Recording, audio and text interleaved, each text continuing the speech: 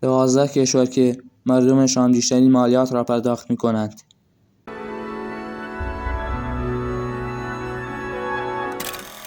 شماره 12 کشور ایسلند با 46.25% مالیات. شماره 11 کشور اسپانیا با 47% مالیات. شماره 10 کشور پرتغال با 48% مالیات. شماره 9 کشور هلند با 49.50% مالیات. شماره 8 اسرائیل با 50% مالیات.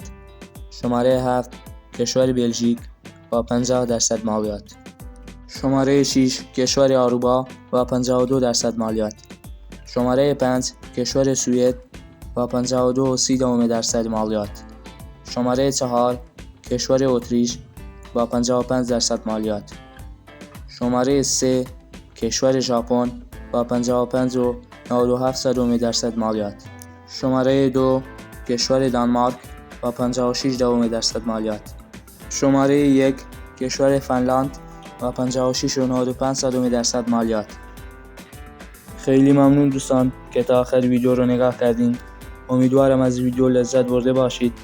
امیدوارم که لایک و سابسکرایب و کامنت یادتون نره و تا ویدیوهای بعدی خدا نگهدار.